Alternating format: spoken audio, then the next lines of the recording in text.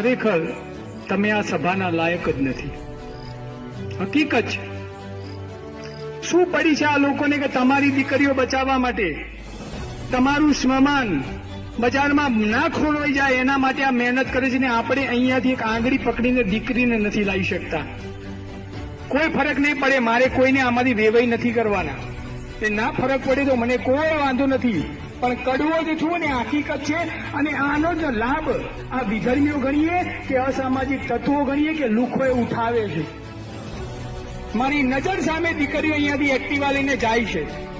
કદાચ અહીંયા બેઠેલા લોકોને આટલી વાત સમજાય છે, અહીંથી થોડી દૂર પણ આ વાત જાય છે અને એમને સમજાય છે કે મારા દીકરીઓ માટે વાત કરવા આવે છે. મારે દીકરો છે, દીકરી નથી, પણ મેં આનું મથાળું આપ્યું છે કે દરેક દીકરી મારી દીકરી સમજી અને આ અભિયાનમાં જોડાયો છું. ઘરના તાળાની ચાવી લોક મારીને આવું છું. મારું ઘર છેલ્લે વગડામાં છે. છેલ્લે વાઈફનો ફોન આવું છું કે 12 વાગે પહેલા આવજો, બીક લાગે છે. પણ હું એમ કહું છું કે મારો સમાજ જે દીકરી ભાગી જાય એના સમાજના ડર છે ને એ પહેલે મારે દૂર કરવા માટે મારે રાત્રે 1 વાગશે પણ વાગશે તો તું સૂઈ જજે. હું કોના માટે આવું છું? આ બધા કોના માટે આવે છે? શું તમારી નૈતિક જવાબદારી નથી? આ સોસાયટીના એક સમાજના આગેવાન તરીકે તમારી જવાબદારી નથી કે દરેકને કમ્પલસરી કરીએ?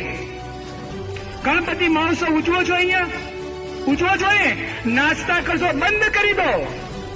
જો ખરેખર તમારે સમાજને સુધારવા હોય ને તો બંધ કરી દો. આ તમને એવું છે કે 1 કરોડના 1.5 કરોડના બંગલામાં બેસીએ છીએ, આપણને શું ફરક પડે છે?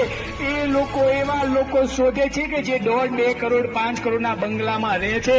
બાકી બતાવો કે દેલા વસાહતમાં રહેતા અને ઝૂંપડપટ્ટીમાં કામ કરતી દીકરીના કોઈ ભાગી ગયા હોય કે પ્રેમ લગ્ન થયા હોય તો એમના ટાર્ગેટ પણ તમારી જેવી સોસાયટીઓ જ છે. અને એટલા માટે સભા કરીએ છીએ. દુઃખ થાય છે કે સાલું આટલો પરિવાર છોડી, ધંધો છોડી અને આ લોકો મહેનત કરે છે ને આ એક ટ્રસ્ટી નથી લેતા અહીંયા લાવવાની. તમને ના કહી દઉં, કદાચ સમય વધે ને તો એકવાર જજો. મહેસાણામાં 34-35 આ ગેસ્ટ હાઉસ ચાલે છે. એના અહીંયા ગેસ્ટ હાઉસનું બોર્ડ ને ત્યાં 1 કિલોમીટર દૂર ઉભા રહેજો. તમારી દીકરીઓના એક્ટિવાની ડેકીમાં 1 ઝૂંકડી કપડા એક્સ્ટ્રા હોય છે. ના હોય તો કહી દઉં તમને, હું સાક્ષી છું.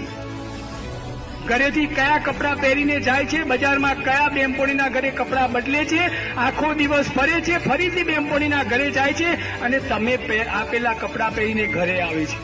આ હકીકત છે આ સમાજની. આ યાદ રાખજો.